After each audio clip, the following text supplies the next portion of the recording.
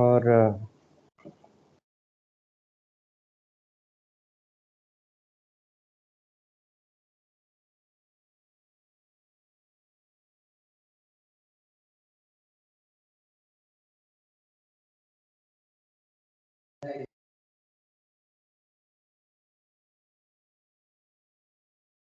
The speakers can test your mics, please.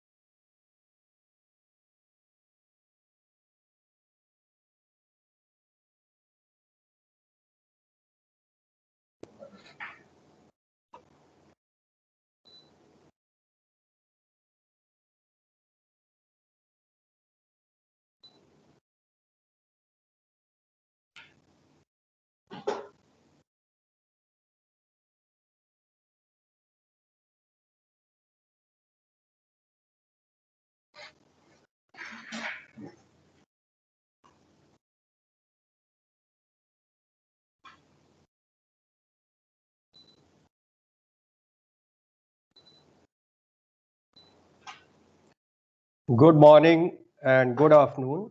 It's my privilege to welcome you all for participation in this side event. Department of Scientific and Industrial Research, Government of India is organizing this side event jointly with APCTT on strategic priorities for adoption of emerging technologies in the energy sector for climate change mitigation. The topic of discussion is not only contemporary relevant to Asia Pacific region, but has a special significance as theme of the ongoing 78th session of UN ESCAP calls for a common agenda to advance sustainable development in Asia and Pacific. In the context of today's side event, as you are aware that energy accounts for 2/3 of total greenhouse gases. So the energy sector is the focus of all efforts to reduce emissions and mitigate climate change. Managing these challenges requires scaling up innovations and development of new solutions and uses of available technologies such as artificial intelligence, Internet of Things, and robotics, etc., in the energy and power sector for the larger societal benefits and sustainability of our future generations. India has pledged new climate change commitments to support clean technologies, and hence today's topic of discussion is very relevant to us as well. APCTT has been coordinating for successful implementation of various climate change projects involving the member countries. There is a lot of scope for APCTT to identify regional priorities for emerging technologies in the energy sector and explore strategies to facilitate cooperation for cross-border sharing of emerging technologies in the energy sector among member countries. Member states may appreciate that under current circumstances, Asia-Pacific region needs to interact more frequently to address the challenges of adoption of new technologies in the energy sector and climate change mitigation. I hope that today's discussion and views of esteemed speakers shall prove to be very fruitful in this direction and shall result into value addition in the efforts of UN ESCAP in general and APCTT in particular to meet and mitigate all the challenges related to this sector and climate change. With these words, I once again welcome all of you in today's side event. Now, I would like to invite Dr. Preeti Soni, Head APCTT, to offer her opening remarks on this occasion. Distinguished delegates, panelists, speakers, experts from member states, ladies and gentlemen, a very good morning, good afternoon to all of you. It is my honor and privilege to welcome you to this regional consultation on strategic priorities for adoption of emerging technologies in the energy sector for climate change mitigation. Ladies and gentlemen, Asia-Pacific region is among the most vulnerable to climate change impacts. It is also accounting for nearly half of the greenhouse gas emissions globally. Adoption of emerging technologies, including the 4IR technologies in the energy sector, can play a significant role in climate change mitigation and support sustainable development in the region. Adoption, increased utilization of emerging technologies may require enabling policy frameworks, access to adequate finance, strategies for collaborative research and innovation, as well as mechanisms for regional cooperation and cross-border transfer of climate technologies. Recognizing the importance of emerging technologies for climate change mitigation, particularly through the energy sector, the Asian and Pacific Center for Transfer of Technologies of UN ESCAP, along with its partners, has been working to facilitate innovation and cooperation in this area. The center also organized two major international conferences last year on this topic to seek recommendations from experts from member states. The events included an international cooperation conference in New Delhi, along with the Government of India, as well as one with the Government of China in a hybrid mode. Deliberations at these events resulted in several recommendations. I would like to highlight some of these recommendations for consideration of the participants today. 1. Emerging technologies require enabling policy frameworks, incentive mechanisms, and access to financial models to support climate change mitigation and adaptation. New models of intellectual property management are critical in enhancing accessibility of emerging technologies for the energy sector. Critical emerging technologies can be made more accessible by treating them as public goods. Government funded incubation centers and sectors have a key role in connecting innovators to market for enhanced uptake and scaling up of emerging technologies. The complete chain from research phase, testing, effective deployment, commercialization may be supported by capacity building, policy frameworks, correct market mechanisms. Supply chain and delivery of raw materials would have to be also established and strengthened. Collaborations and partnerships, including public-private partnerships and enhanced role of private sector, will be critical for rapid adoption of emerging technologies. These can be promoted through measures such as incentives, accelerators, challenge funds, and setting up of collaborative enterprises. Overall, therefore, a strategy for climate change mitigation needs to include cost-effective, culturally compatible, and socially acceptable emerging technologies, along with focus on collaborative R&D, innovative business and financial models, skilling and capacity building. Regional-level agreements, multilateral regulatory frameworks, as well as global networks can be considered in this regard as enabling mechanisms for successful dissemination of emerging technologies in the Asia-Pacific region. Today's meeting, ladies and gentlemen, is in continuation with the work of APCTT, with its partners, with the member states, towards highlighting and strengthening regional cooperation for transfer and adoption of emerging technologies for climate change mitigation. On this platform today, experts will deliberate on priorities and actions required for the effective adoption and transfer to meet the obligations under the Paris Agreement, as well as move towards the Sustainable Development Goals. Given this background, I welcome you to this meeting and wish all of us the very best in all our deliberations today. Thank you very much. Thank you very much. Thank you, Dr. Preeti Soni, for your thoughtful remarks. Now, it's my privilege to request Deputy Chief of Mission Embassy of India in Thailand, Ms. Alpana Dubey, for her special remarks.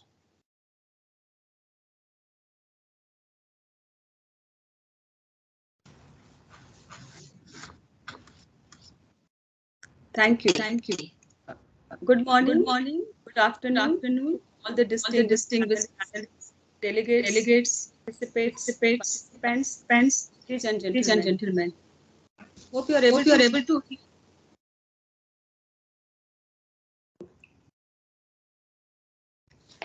There's an echo. I am happy to join all of you at this side event being jointly organized by the Department of Scientific and Industrial Research, DSIR, under the Ministry of Science and Technology of India and APCTT as a side event during the 78th session of the Commission of the ESCAP.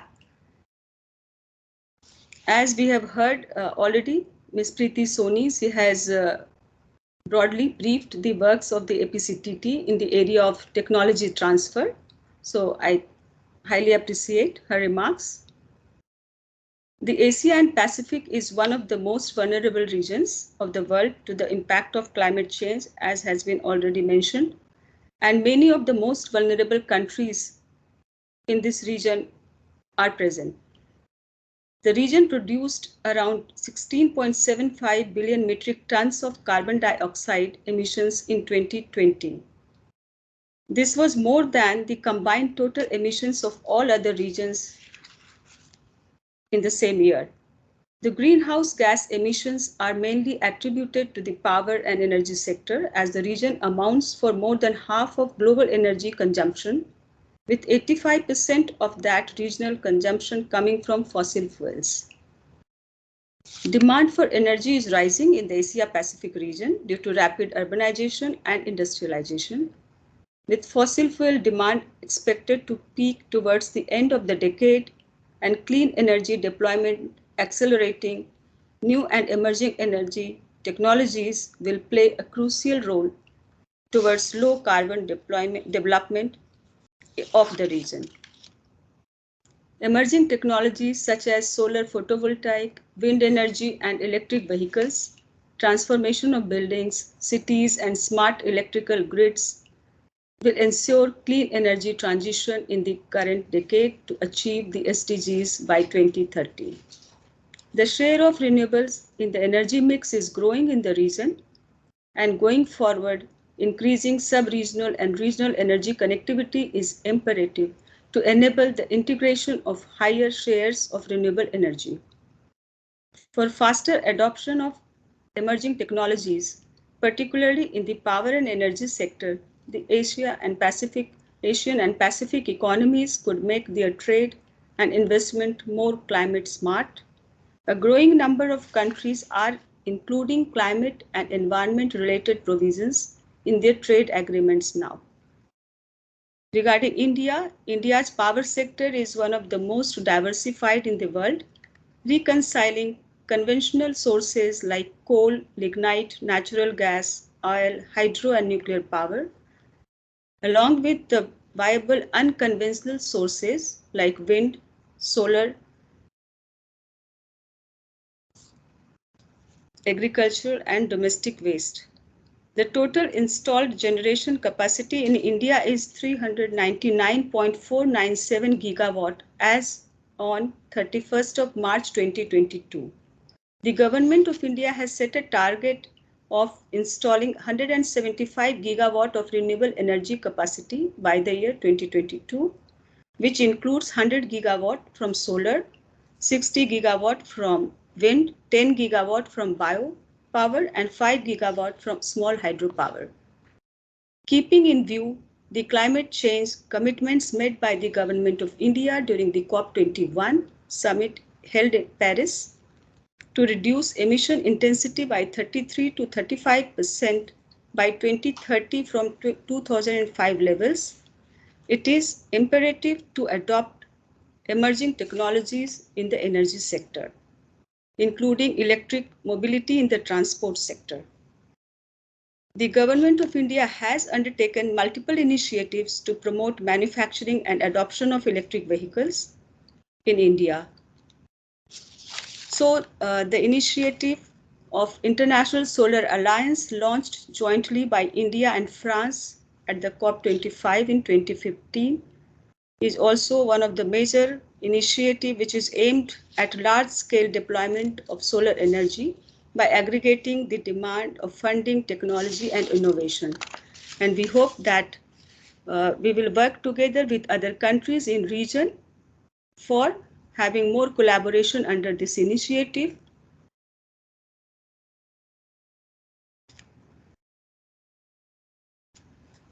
I would also like to take this opportunity to thank APCTT for joining DSIR for this side event.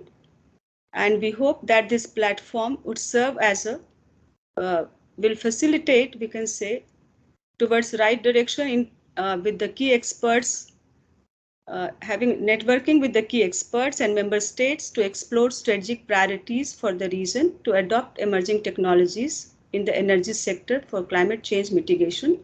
And I wish you all success at this side event. And also it will be opportunity to have the know-how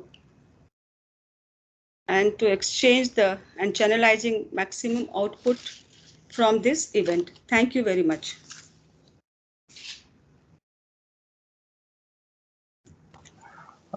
Thanks, Ms.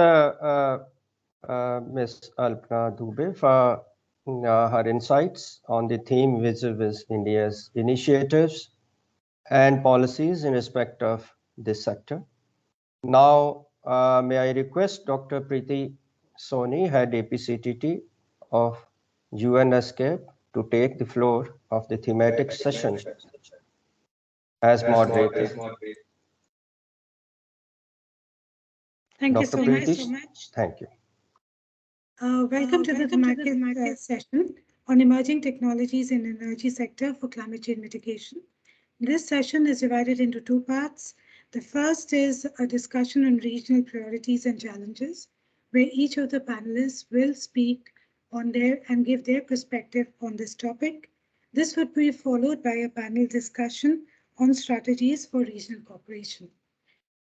Since we are working on a tight time schedule, I will hand over the floor to the first panelist, Dr. Ajay Mathur, Director General, International Solar Alliance, to give his perspective on regional priorities and challenges for adoption of emerging technologies in the energy sector. Over to you, sir.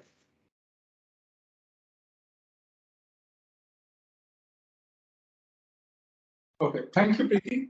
Thanks very much. First of all, I'm delighted to be here. I also wanted to focus on three key issues. For the sake of simplicity, I will use a few slides, 4 slides, not too many, so that I can highlight what I want to say. If I can share my slides, I'll figure out how to do it.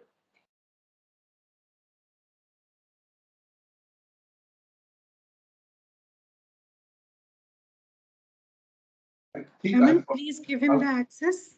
I have the access, but I think I'm opening up the wrong slides. I had it open. Yeah, here it is. Okay, can you see this now? Yes. Strategic priorities for adoption of emerging technologies. Okay, great. So the first point that I want to make is that by far and large, we are in a situation where we are looking at technologies which have been around for some time. These are not really new technologies. They are new technologies in the sense that we are talking about their large-scale replication now. But for example, till about 1907, the number of electric cars in the world were more than the number of fossil fuel cars, petrol cars. But the availability of petrol pumps along highways, particularly in the US and in Europe, completely changed that. There were no electric lines across the highways, but there were petrol pumps. And that is what led to the change. Similarly, we have seen that the first solar panels were put up long, long ago. So now when we are talking of things like moving to hydrogen. Well, if you remember, not that long ago, we used to play around with methanol. That didn't work. Why will hydrogen work? I'll leave that question. I'll come back to it in a minute or so towards the end. So one of the points that I want to make is that unfortunately, we have seen a lot of hype happening. There are researchers who have looked into not the climate change research, but the biomedical research and found that words like amazing, astonishing, unique, unprecedented are overrepresented in the database of abstracts. So if you look at the time period in 74 to 1980, these were used 2% of the time. If you see it in 2014, they're used 17.5% of the time. It just tells you that there has been a far greater emphasis on the potential of the technology. And please note that this is the word I'll come back to. Potential is important, but it's not the end goal. What is far more important to me is that we are sure that this will meet our needs. So in the case of developing countries like India, we need to see that it will meet our development needs. I'm from the energy area. So, for example, will it meet the needs of the country? Will it meet the needs of the population who do not have access to electricity 100% of the time, even if they are connected to the grid? That's one part. And on the other part, the growing demand that we go for zero carbon technologies, the two things together become important. So that is where solar panels fit in. That is where batteries fit in. That is where electrolyzers, which make hydrogen, fit in. The second issue is, do you still need experimentation? If you do, it's 20 years still down the line. A third issue, which is very true, particularly as far as technology transfer is concerned, is the issue of real-world conditions. Unfortunately, even in our own country, we have seen, all over the Asia Pacific, we have seen the technologies have been put in which have become white elephants. Clearly, we want them to work in our context. And the last point is, can they work at scale? All of us have been successful in showing one demo. Can it be scaled up? So, putting this into context, we are talking from a potential point of view all the way to a market point of view. And the differences between the potential and the market can be fairly large. The point I want to leave you with is that we have a range of instruments that we can use across the region. But what we will need is clearly where countries are at a particular point of time. Yes, of course, if you are early in the game, subsidizing R&D matters. Yes, technology standards matter, because ultimately, if you and I are going to buy technologies, we need to have a specification. The specification is based on standards. How do you create the demand? You could do it through regulations. You can do it through taxations. What are the kinds of regulatory measures for large-scale replication? And finally, what are the international measures? I will end by saying, number one, is the technology already used? Solar panels are used extensively. What do we need to do? What we need to do as in a cooperative manner is to see how we can enhance the demand. Because enhancing demand creates the driving force both for technology upgradation on the one side, but more importantly, for price reduction as well. What can be done by APCTT? Or by the countries together, focus on standards. Because if every country procures panels according to the same standards, then you are at the level where the kinds of price differences would be available to all. I'll give you an example. About 3 or 4 years ago, the International Solar Alliance carried out a price discovery for solar pumps. And the key issue was standards. Once we had standards, and there were many different combinations of different sizes of pumps, therefore of different sizes of panels and so on, submersible pumps, on-the-surface pumps and so on. The price that we found was on an average 42% less than the market price. This was a price discount. After that, countries went ahead and procured. So for them, the 42% less price became the base price. But what we were able to do was, across the world, be able to influence the adoption of pumps. But please note, this issue of demand creation and standards would very well lead to imports alone, which is fine if the country is in a situation where the demand, for example, is very low. Then standards become the most important issue, and focus on standards, I think, is a collaborative task that we can all do. For other countries, as the demand grows, as with standardization, we may need to upgrade. For example, we are talking of electrolyzers for making hydrogen today. Electrolyzers have been around, but they're relatively small, and the efficiencies can be increased. Let me not say that efficiency is not high, it is high, but it can be increased. What do we do? I think there the issue is linking manufacturing, demand, and R&D, because you need to have demand. Demand is how the manufacturing companies start making money. If they have money and you give them tax credits, then if they invest in R&D, either themselves or in third institutions, that can become a very possible manner. And we have seen this happening in India, we've seen it happening in the US, we've seen it happening in Europe.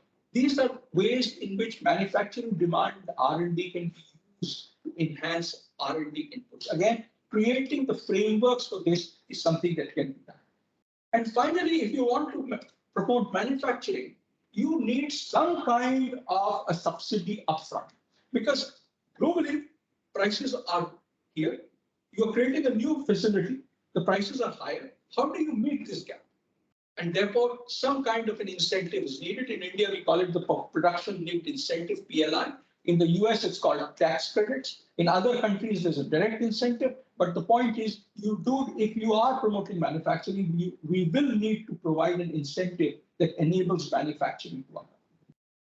The last point I want to leave you with, and Preeti, this is something you had also mentioned, capacity building is important. No matter which of these 4 steps you are on,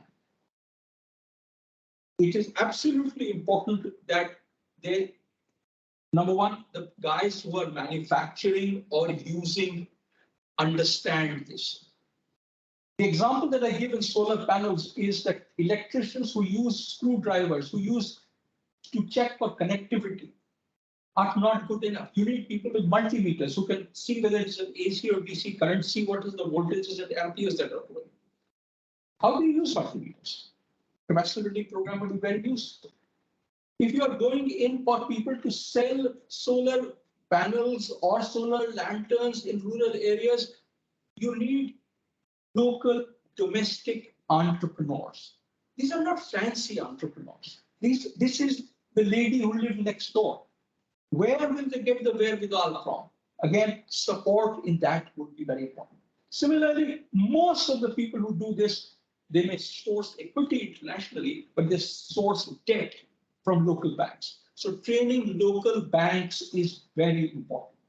Similarly, policymakers.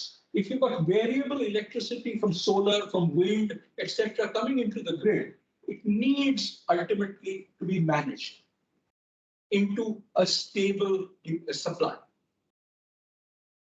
The grid managers need to be trained. So there's a lot of capacity building also that makes sense. Preeti, I will end here, but I look forward to questions if you have time. Thanks very much.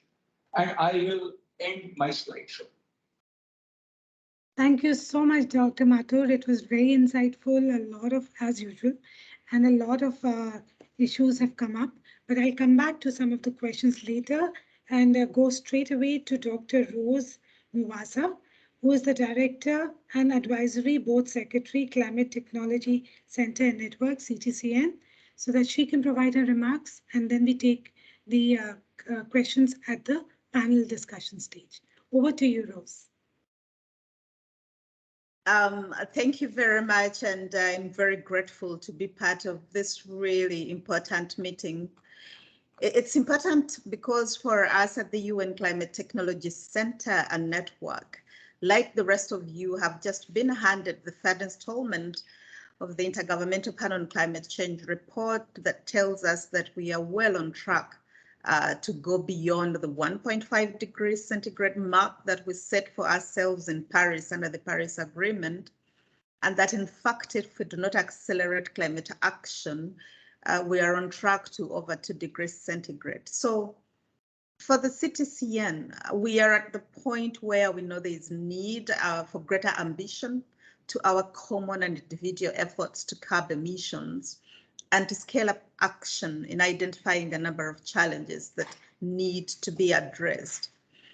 And one of the things that we are working with countries in the region is emerging digital technologies, which we see as having enormous potential to act as a tool to unlock and accelerate global actions towards the Paris Agreement and the SDGs generally. With the first successful applications we've been able to support countries to have in the areas of clean energy, clean finance, carbon markets, and value chains, which we have tested and implemented successfully. I say we have tested and implemented successfully because, ladies and gentlemen, as you would know, the CTCN is the implementation arm of the technology mechanism of the United Nations Framework Convention on Climate Change. And therefore, our core mandate is to promote the accelerated transfer of environmentally sound technologies for low carbon and climate resilient development at the request of countries. Now, the key word here is accelerated transfer, precisely because we've reached, as we all know, the tipping point. And so today I will share with you some of the examples of these technologies that I talked about, the digital technologies. And basically what we are doing is we are supporting countries in the use of digital technologies like big data, artificial intelligence, and blockchain to enable deeper data-driven insights and more efficient and trustworthy transactions, which set the basis for a series of technological innovations in climate-related applications. So, for example, we are supporting countries with the digital technologies that enable them to track emissions along the supply chains or to predict the impact of extreme weather events, or to enable peer-to-peer energy trading agreements running on smart contracts enabled by blockchain for the renewable energy sector. And we've done this in a number of countries I'll share with you along the way, but just to really give you a practical application of some of the interesting work we are doing in this is, for example, the work we have done on supporting countries on digital technologies. I will use the example of the work we have done in on renewable energy grid integration in Cambodia, where we have worked with the government of Cambodia to establish an energy management system that allows for a hybrid renewable energy system that integrates machine learning, Internet of Things, and cloud-based data and information sciences. Also working with the government of Cambodia, we are promoting blockchain-based smart contracts that enable peer-to-peer energy trading. And we are also working with the government of Cambodia using artificial neural networks to support renewable energy forecasting. So for the kind of acceleration that is required for the energy sector, as we've been told, which is really a great contributor to greenhouse gas emissions, these are some of the examples of the work we are doing in the region with the countries. And maybe the last example I'll give is on electric mobility, where we are working with a number of countries in providing applications for digital technologies in the implementation of electric mobility. So we are using here real world data to stimulate electric mobility by supporting infrastructure like charging stations. We are also using artificial intelligence to support countries for electric mobility fleet optimization. And again, we are working with countries for grid technology with the implementation of e-vehicles and adequate ICT interventions that offer the option to feed energy back to the grid when other energy generators are shut or under maintenance, therefore strengthening the energy security of many small island developing nations in the Asia Pacific region. So I really look forward to this conversation and sharing with you additional experiences of some of the work we are doing, the lessons we are learning, and the challenges, principally relating, interestingly, to what my colleague from the Solar Alliance was saying, the importance of setting standards, enabling capacity, both institutional and policy and regulatory, but also really identifying those technologies that can be transformational, because we have quite a few technologies, but we are at such a time that not everything will work. We need to focus on those that will really move the needle, as it were, to bring us back to the planetary boundaries that we set for ourselves under the Paris Agreement. Thank you, Preeti. Thank you very much, Dr. Rose, and very good to hear about the work that CTCN is doing within the Asia Pacific region on emerging technologies.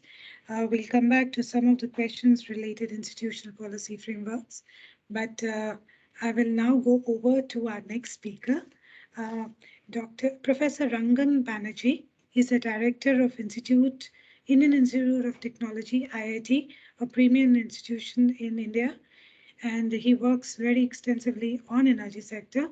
So inviting you to present your views. Over to you, sir.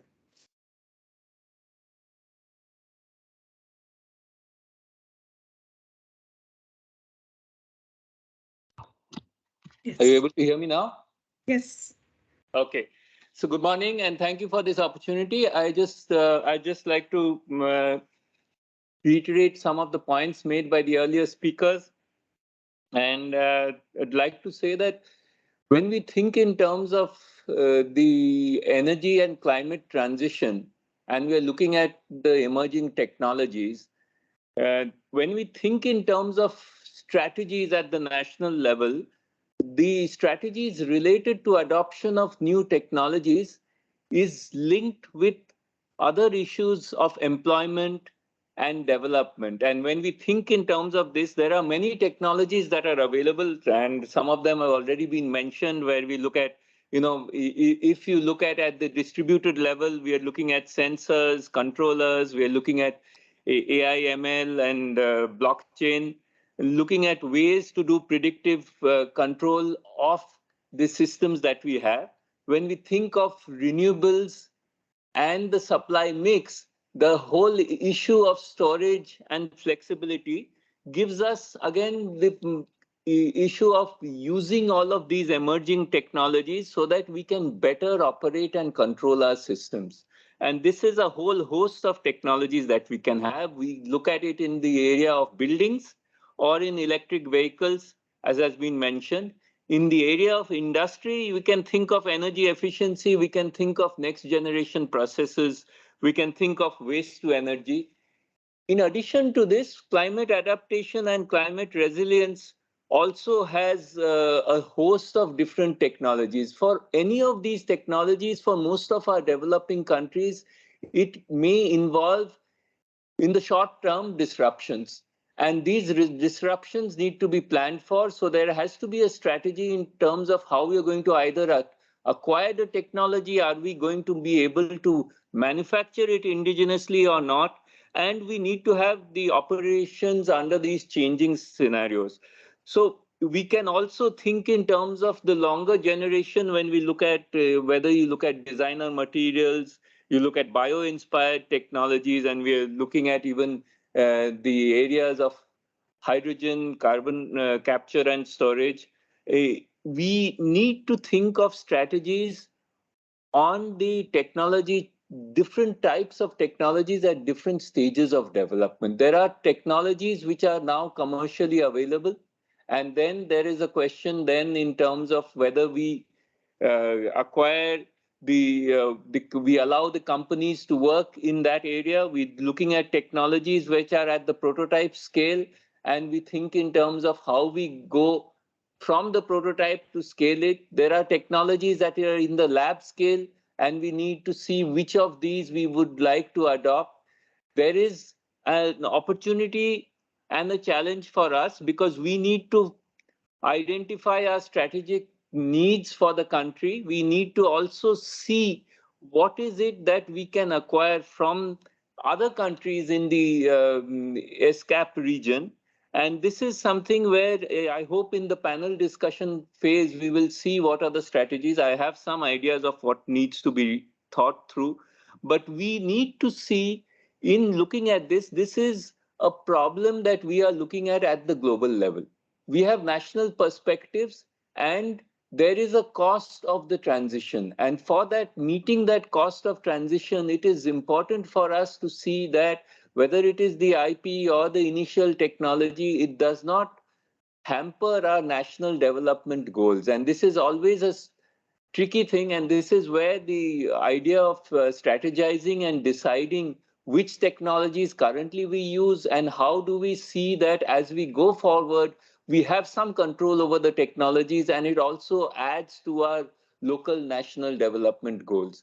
So this is, will form, each country will decide its own strategic requirements, but as an ESCAP and as the UN, we need to create mechanisms by which we have sharing of information and creating an enabling method by which innovators as well as companies can invest and yet meet the national goals. So there is this trade-off which is thought of in the short term, and we need to try and see how we can do that. And you could look at this in almost every aspect.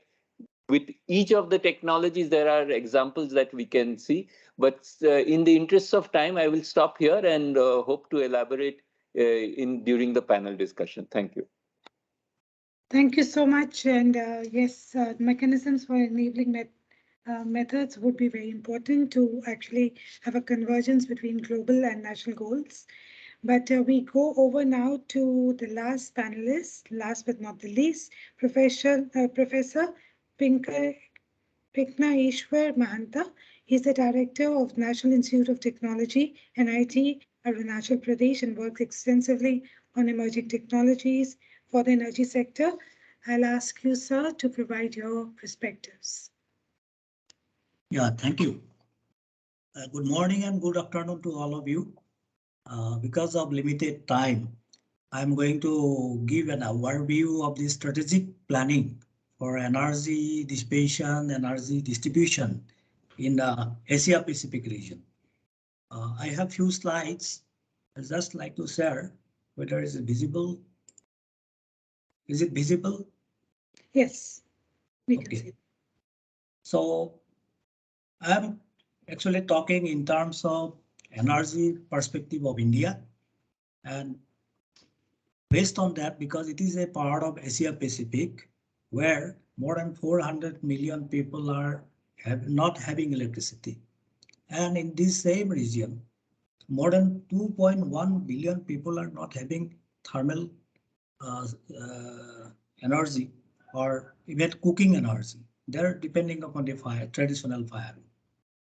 So if you go through the perspective of energy in the whole globe, 93% of the world's primary energy is usually used from conventional fossil fuels like coal, basically, which is giving emission standard up to 33.9 gigatons, which happened in during 2020, which had increased up to 36.3 gigatons of carbon dioxide. But the Asia Pacific region had an emission of almost half of that during last year. And the collective plan is needed for mitigating this carbon dioxide emission and its thorough utilization. If you go for Indian perspective, you can see more than 1.7 billion tons of CO2 was released during the year 2021. And basically, the highlights of the energy balance of India, the basket is coal and crude oil. That 71.4% of total coal was consumed domestically, and 87.6% of crude consumed in India were imported. So problem with fossil fuel, already I told, is because of the large emission of CO2, air and land and water pollution. Huge maintenance cost and running cost occurs for the thermal power plants. So the constraints that are generally found in energy generation in Indian perspective are a huge number of conventional power plants. Replacing them with modern and clean technology is not financially viable. Shifting completely to renewables quickly is not possible due to various constraints. Thermal and electric storage technology at large scale is financially and technologically intensive. And already our Honorable Prime Minister has committed in COP 2026, COP26 last year, that India will meet 50% of the energy requirement from renewable energy by the year 2030. And by year 2070, India will become net zero carbon. So ultimately, the technology interventions for climate change mitigations may be for combined cycle power plant, co-generations, integration of different power plant with grid, use of smart grid, then digitalization of the whole system, integration of renewable energy in conventional power plant, then use of biomass with coal in existing coal-fired power plant, then gradual increase in renewables in the total energy generation. The modern clean technology for India are solar energy, which is now having 50 gigawatts of cumulative installation capacity as on 28 February of 2022. India added a record of 10 gigawatts of cumulative gigawatts of energy through solar only during the year 2021 out of this 50 gigawatt. Then second important aspect is going for biomass energy. Biomass availability in India is estimated to be 750 million metric tons per year with power generation potential of more than 28 gigawatts. So otherwise the biomass goes waste, it is dumped, it causes health and hygienic problem. Somehow it can be used waste to wealth kind of thing. So additional energy can be generated. Apart from that, we have large number of sugar mills, which can give at least 14 gigawatts of electricity. The next renewable basket in is wind energy, which has got a potential of more than 3 lakhs megawatts of electricity generation. The small hydro, of course, in the hilly regions, particularly Northeast region and other Himalayan belts, It has got a capacity of more than 21,000 megawatts. Then combined heat and solar power can be taken. So with this, I'd like to wrap up that looking into this Indian energy scenario, we can go for strategic planning, having policy and cooperation in the region, Asia Pacific region. Thank you very much. Thank you so much. Really insightful. And we'll come back to this, but we'll take a little break in this session and come back to some of the questions. And I'll invite all participants to also put their questions in the chat box, which we'll also take up in the end. We do have a pleasure and honor to have with us Ms. Armida Salcia Alisabana, Under Secretary General and Executive Secretary of UN ESCAP. And I will invite her to give a few special remarks and address the gathering. Over to you, Ibu. Thank you very much, Preeti. A very good afternoon or good morning to all colleagues. And may I greet first Excellency Ms. Suchitra Durai, Ambassador of India to Thailand and Permanent Representative of India to ESCAP, Mr. Surinder Pal Singh, Joint Secretary, Ministry of Science and Technology, India, distinguished speakers, experts, colleagues. I would like to extend my gratitude and appreciation to the Department of Scientific and Industrial Research, Government of India, for jointly organizing this very special, very important event alongside APCTT of ESCAP. And I'm sure colleagues, speakers have already discussed at length, yeah?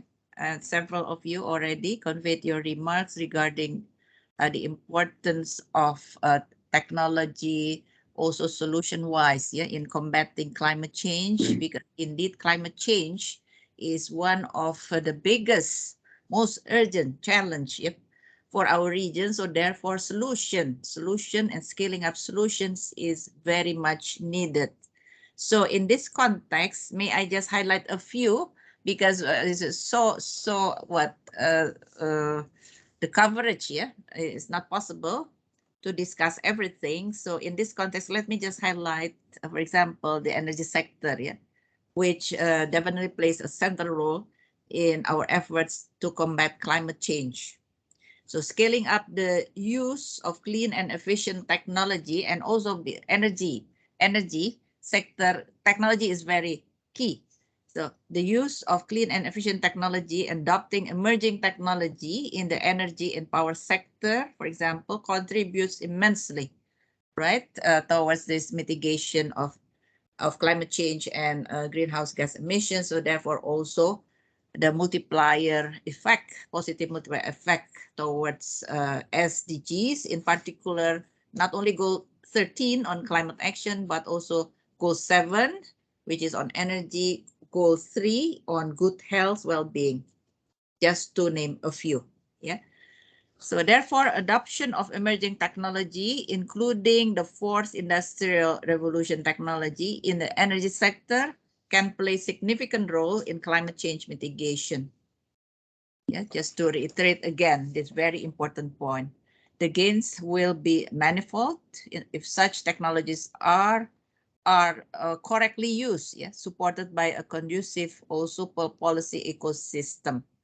And again, this is very important for APCTT, or how we could scale it up, yeah, across countries in our region. So in this context, allow me to highlight 3 development strategies, yeah, for your further deliberation and discussion.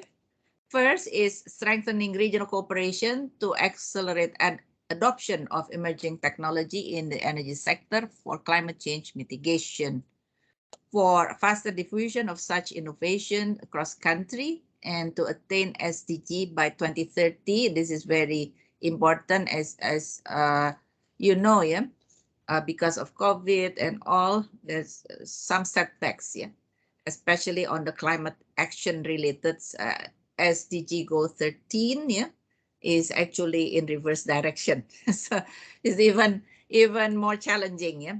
But again, yeah, why regional cooperation? Because this kind of solution cannot be relied on only a particular country and we do it alone. Yeah, it's just not possible. So therefore, regional cooperation in which solution can be scaled up, in which countries can work together. Yeah, so therefore APCTT, we very much hope can play this catalytic role. Second, a strategic transition to decarbonization, which relates also to the energy sector, which is one of the key sectors for successful decarbonization. Technologies like carbon capture and storage are seen as solutions to help reduce greenhouse gas emission and convert carbon for other uses. Technological investment is needed to make renewable energy cost-effective and scalable. Yeah. And on another matter or related in this is, of course, UN has been advocating, yeah, how to phase out or phase down the use of coal, stop fossil fuel subsidy, and utilize more carbon pricing. Third is digitalization, which is big in our region and definitely in countries such as India, Bangladesh, and Indonesia, where population is big, yeah, but at the same time, also these countries have young population. Yeah, so therefore fostering digitalization and augmenting the digital infrastructure in the energy sector would be key. It is necessary to facilitate widespread usage of digital machine devices at all levels of the energy and power system, from the production side as well as from the consumption side, the infrastructure to end user devices, for example. So Energy 4.0, as is known, is key to enable the industry to implement intelligent energy and power management solution based on machine-to-machine and machine-human interaction. I'm sure, yeah, because all of you are the experts, yeah. You know how to translate this further, yeah, into concrete solution. And we at the UN, we recognize that emerging technologies, including the fourth industrial revolution technologies, must be harnessed to deliver and to further, yeah, accelerate SDGs. And we stand ready. I mean, ESCAP, not only ESCAP, but along with the UN system, stand ready to work with all of you, government stakeholders alike, in facilitating this solution-oriented, drive, yeah, towards this clean energy and hence sustainable development in our region. So again, thank you very much and looking forward to hear your further insight, thoughts, deliberation, as well as recommendation. Thank you very much. Thank you very much, Ibu and Mita, for your insightful remarks and also setting the context and showing the commitment from the UN system, not only APCTT and ESCAP. So thank you very much. Now we go back to the and look at. Now we will hold the panel discussion, and a lot of remarks have already been talked about. There has been discussion on the different aspects. The panel discussion has is going to be on strategy for regional cooperation. And the common question to everybody would be that what are the innovative strategies and priority areas for strengthening regional cooperation for adoption of emerging technologies for the energy sector. But what I'll do is I'll ask one question each as well, so that you can cover that and then go back to the chat. We will also extend, if everybody is agreeable, this session by 10 minutes so that we can also take in some more remarks. So I first come to Dr. Mathur. Dr. Mathur has already touched upon a lot of things on standardization, on capacity building, creating environment and frameworks for R&D and subsidies and incentives. But sir, you also touched upon that it is very important to contextualize and see where the countries are, and that would at that point of time. So what are the strategies to take everybody together? And Asia Pacific being so diverse in terms of the level of technology advancement, energy sector variation, as well as economic development. So what are the mechanisms to take it together, and what is some strategies that you will recommend for us, as well as in collaboration with ISA? So you're muted. Okay. Thanks very much, Preeti. I'm very glad that you added that last part in collaboration with ISA, because that allows me to focus only on the solar part. If I started speaking about energy in general, it will take about 3 or 4 hours, which is more than the 10 minutes that you have. Short part. We are now at a stage where across the entire world, and certainly across the Asia Pacific, we are looking at a move towards towards energies with zero fossil fuels. Right. Solar, wind, biomass, but obviously nuclear as well, wherever nuclear is acceptable. I think the most important thing that we can do is map what are the kinds of demands that different countries will have for these technologies. So whether it is in the Pacific Island states, say of Fiji, or whether it is India. So first of all, what is the kind of demand? Why? Because on the other side, we also need to look at what are the kinds of techno-economics of number one, R&D, number two, manufacturing, or maybe I should say the other way around, the techno-economics of import versus techno-economics of manufacturing in the country itself versus the techno-economics of creating an R&D base as well. These will be different for different countries, and it will really depend on the scale. If the scale is large, it is quite possible that R&D will be viable. If the scale isn't large, then tweaking may be where countries go. So as APCTT, you need to focus on what are the buckets, imports, manufacturing, R&D that become important for you. That's number one. The second point I think that is important is if you look at no matter which country, standards make great sense no matter what. It may be useful to look at developing standardization programs for the customs officers, particularly in countries which are importing technology. We found it very useful when we were working with the phase out of ozone depleting substances to provide these kinds of training programs to customs officers. That is the second part. The third is, and I'll be very happy to collaborate with you, is to see what are the kinds of instruments that make sense because you are meeting, if you're doing manufacturing in the country, whether you're doing manufacturing of polysilicon or of solar cells or of solar modules. I think it makes great sense to see what are the kinds of instruments that can be used to meet the price differential between the existing price and the price of the new manufacturing that occurs. As I said, there are many instruments available that have been used in the world. What makes sense in what context? So let me end here. Thank you, sir. No, thank you very much for adding this.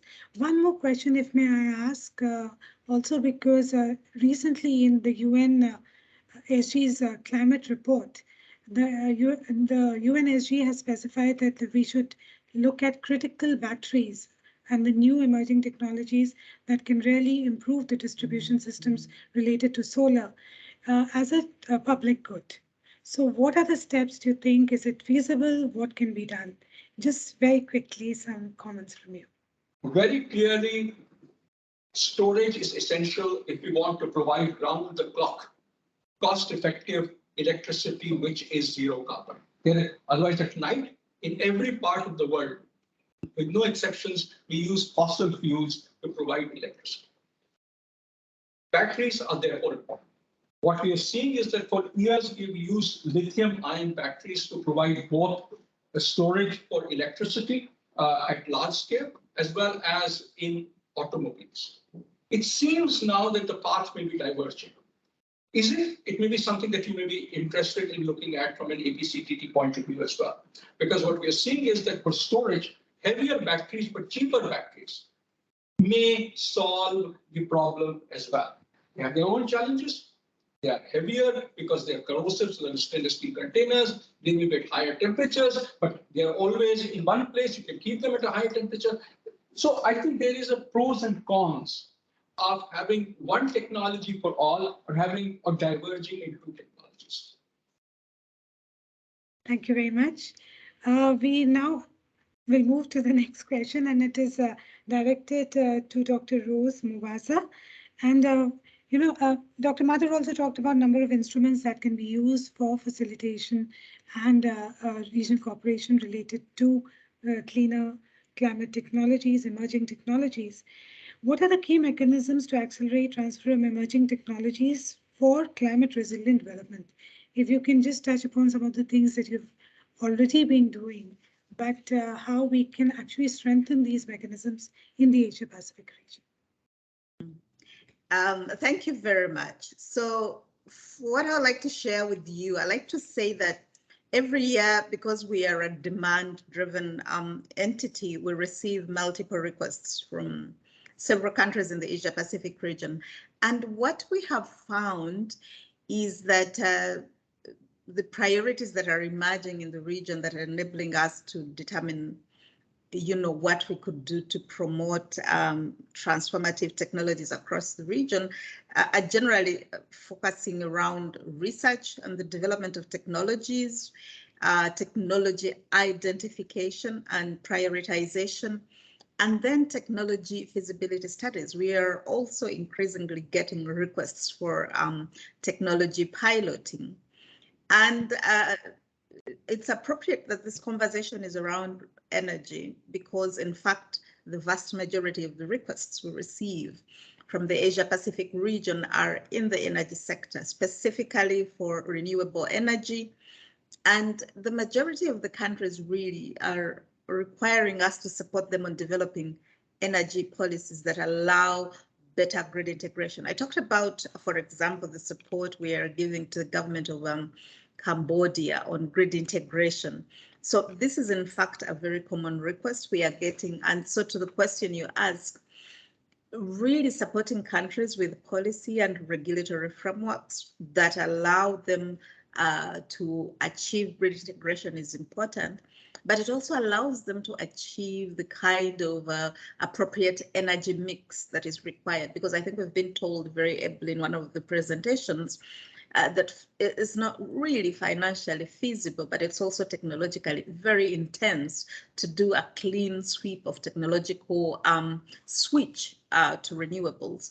So pragmatically, these policies then would allow us to create the enabling environment. We call it an enabler for these technologies, but it would also help deal with things like energy efficiency, especially in industry and buildings, which we know are huge energy users. And then, of course, I also talked about electric mobility, which is a big issue. I think the ambassador was the one who talked about the large population, large urban populations, but especially youthful populations. And so the issue of sustainable transport is also big. And I talked about some of the work we are doing here. And really the focus with sustainable transport then would be how to prioritize which low carbon transport would be most efficient for each country. And here, the requests that we get relating to feasibility studies and roadmaps on how to roll this out, because it has to be really thought out and planned over a period of time by countries, is important. As you know, for many of the countries we are supporting, these requests are based on their nationally determined contributions, and they are based on a phased plan on how they are going to achieve a low carbon economy that is also climate resilient and enables society to adapt to the extreme weather events that we are experiencing already.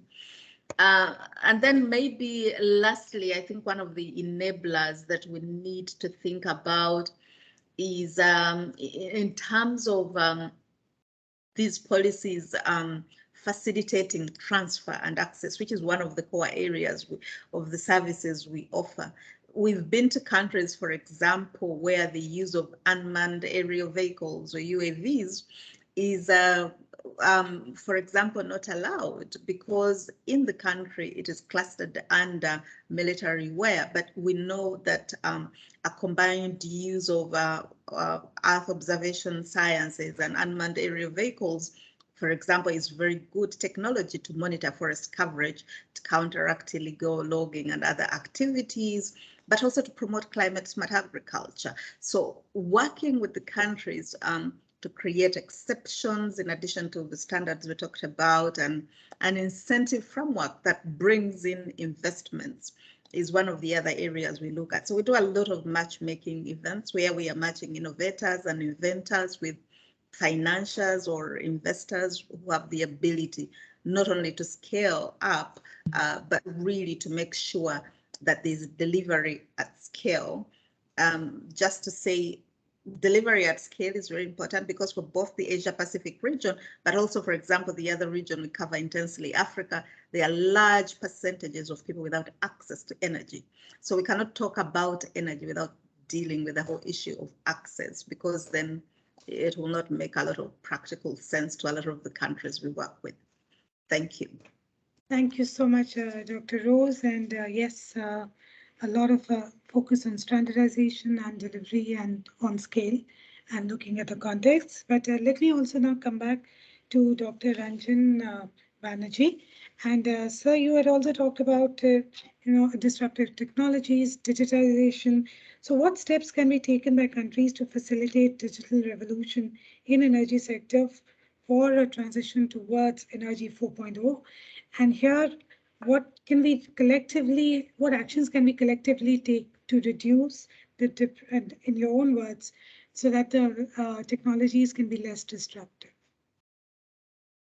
So technologies to make technologies less disruptive, I think we need to see that the technologies that we develop, they also feed into our ecosystem and they create employment and also provide economic opportunities. So we need to think through the impacts of the technologies. But I think in terms of what we are discussing today, in terms of the regional cooperation between Asia Pacific, I think strategies that will provide us where we can create mechanisms where we can disseminate some of the best practices.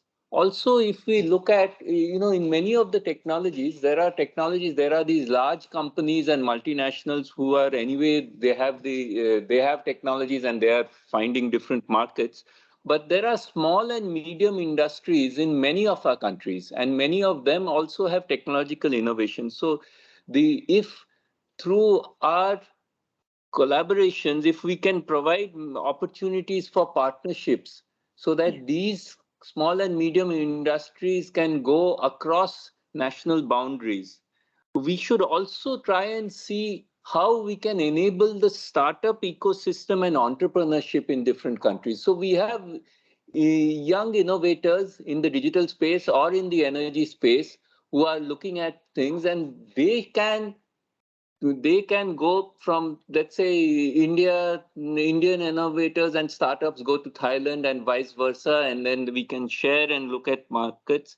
We can look at ways in which technology licensing and technology transfer can be facilitated. And this actually just showcasing the kind of technologies that are available, providing case studies of successes or case studies of how those technologies, what is the viability, how do they work, and disseminating these informations, creating clearinghouses or creating workshops where these technologies can be then picked up.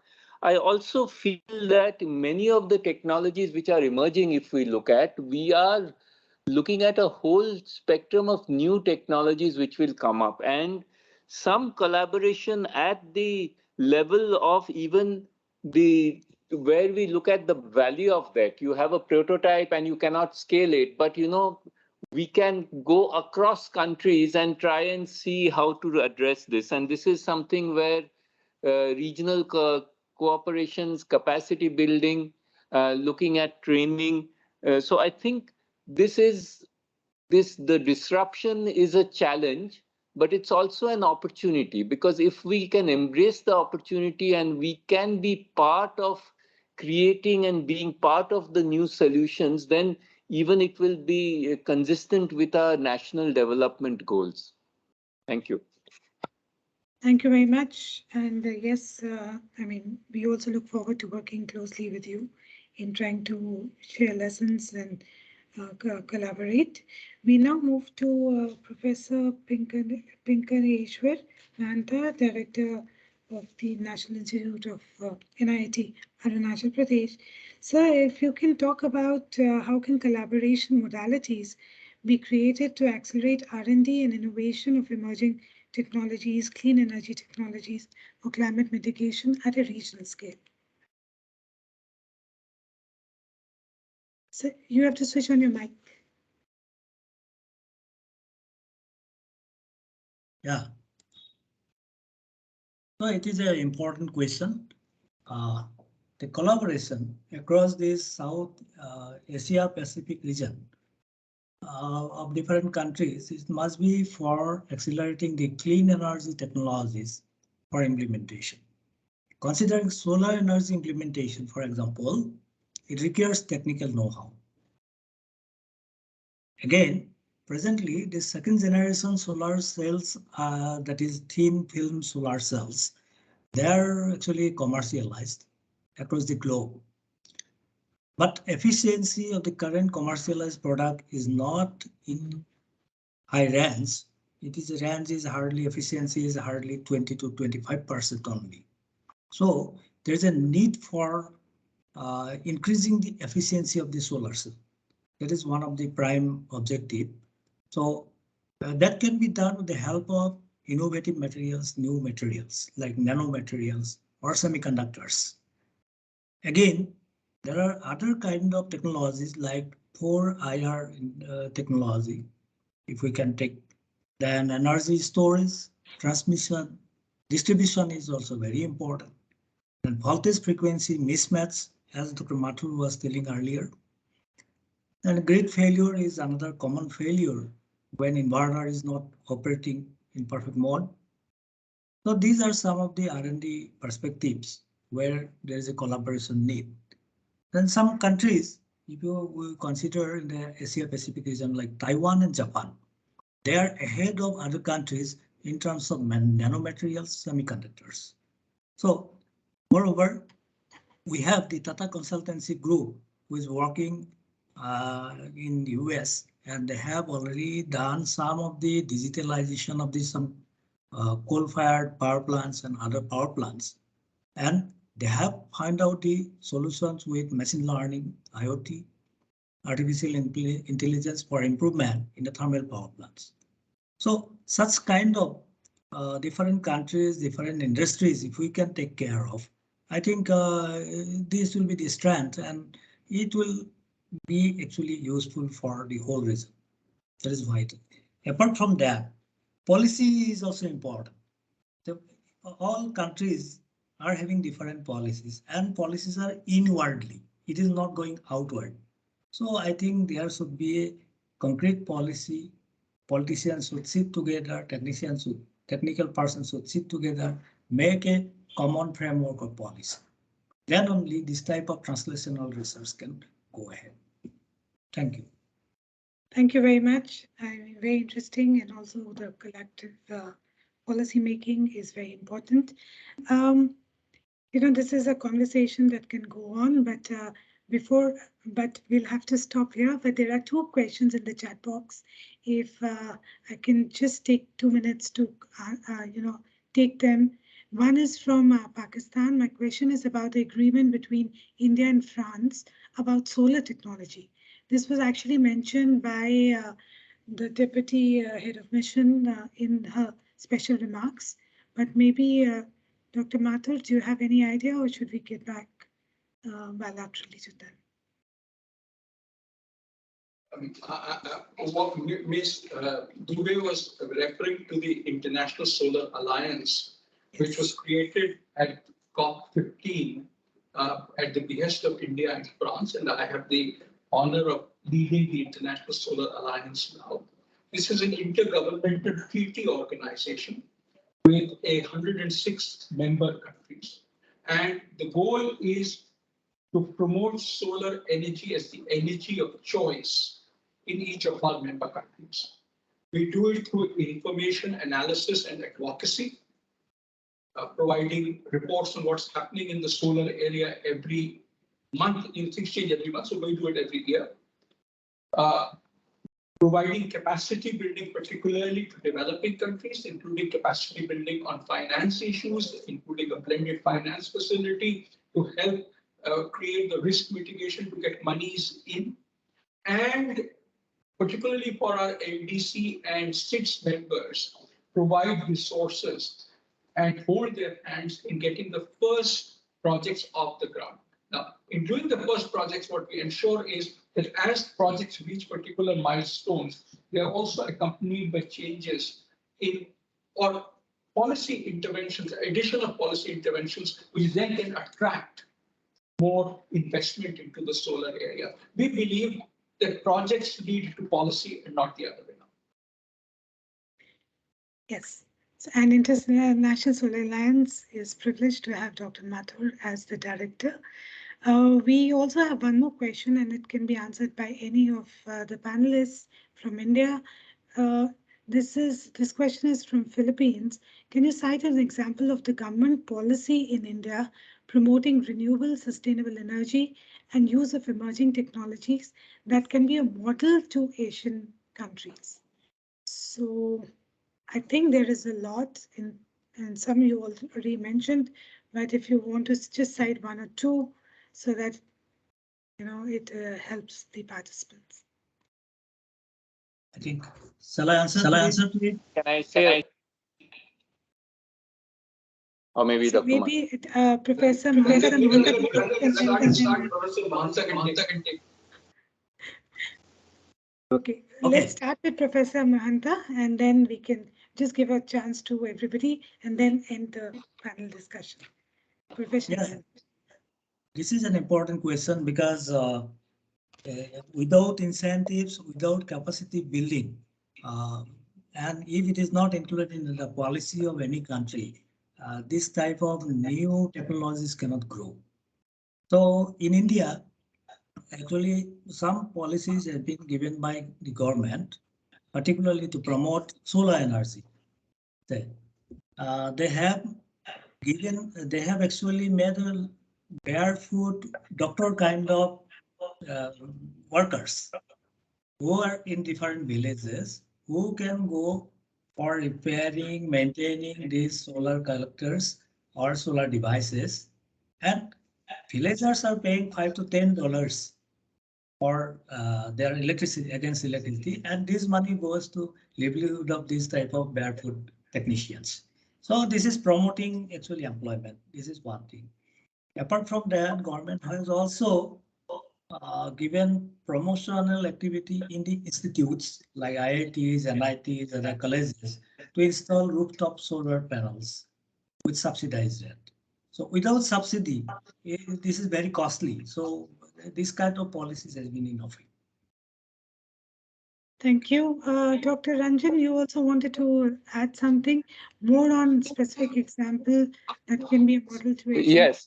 So, one of the things that has been successful in the Indian context has been large-scale public procurement. And we established a joint venture called Energy Efficiency Services Limited. And we could see, for instance, accumulated with LED lamps, LED lights, the idea of large-scale public procurement and resulted in significant drops in prices. And similar things have been tried in agricultural pump sets. And so this is one of the things which has been reasonably successful in the Indian context. We are also proposing the large-scale policy measures and announcements. For instance, now our intent to go for hydrogen, and we are saying that when you have, if someone provides hydrogen and you're using PV or you're using renewables for, we have a policy for grid integration. We have some incentives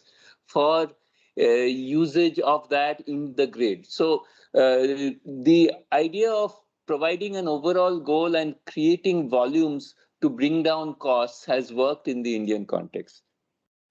Thank you very much. And this is also being used by ISA for different countries. Dr. Mathur, last words to you. If you want to add any other specific example. I've always believed that at the heart of all of this is you need to create the demand. And Rangan gave an excellent example of ESL and the public procurement. You buy a huge amount.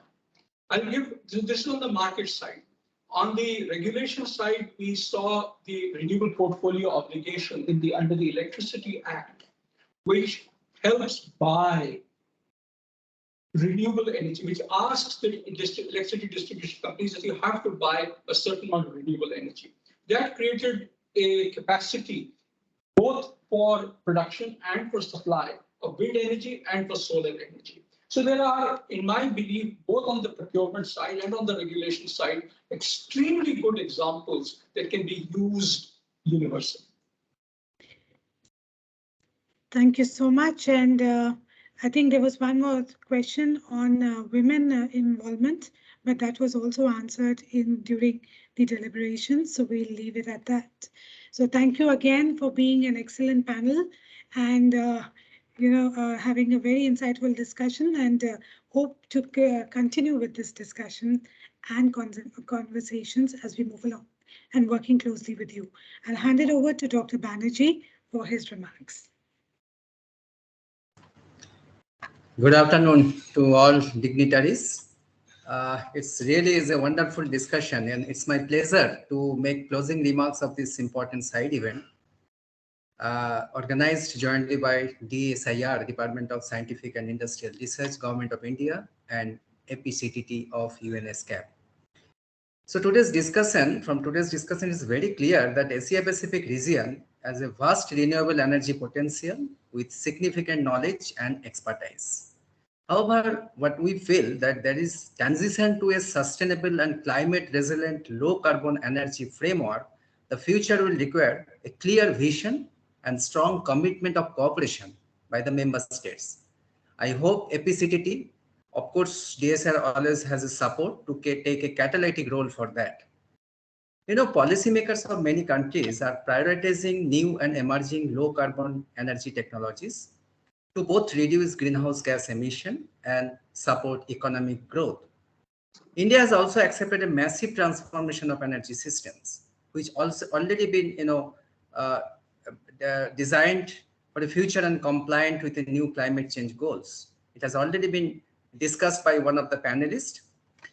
Of course, we are thankful to Executive Secretary of ESCAP, who has, even of her busy schedule, has joined and given a very clear-cut indication of energy and conductive policy and ecosystem of ESCAP as well as UN as a whole, targeting this SDG 2030 including digitalization and all other things. Deputy Chief of Mission are also given a good insight on energy, climate change, as well as Indian local standing, including this international cooperation.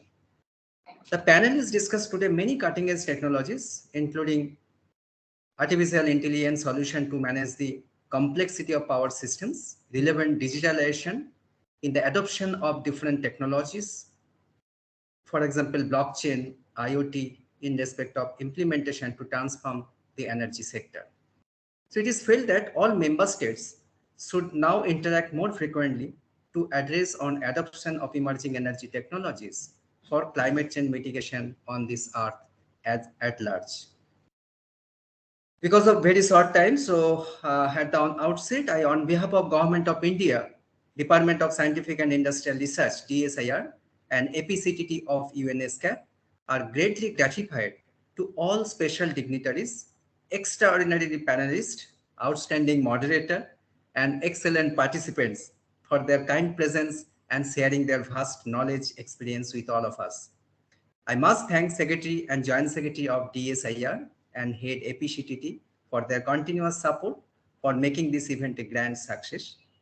I must convey enormous appreciation to entire team who have done untired work of ESCAP, Department of Commerce, Indian Embassy in Thailand, Ministry of External Affairs, APCTT, DSIR, media and IT support team for their tireless effort so that this event become a grand success.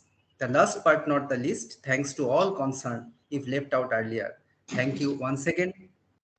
Everybody has given their enough time. So with due permission of all, we may close this event today.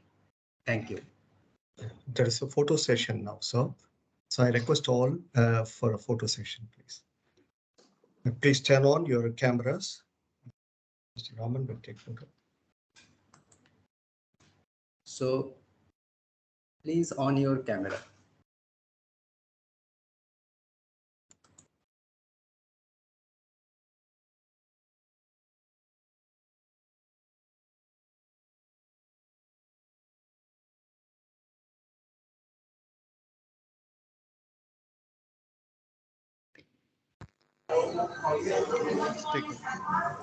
Thank you.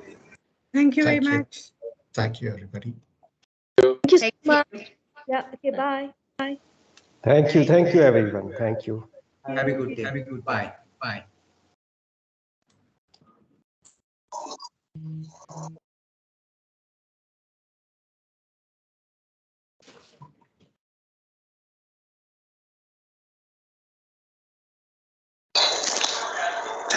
Thank you, and bye.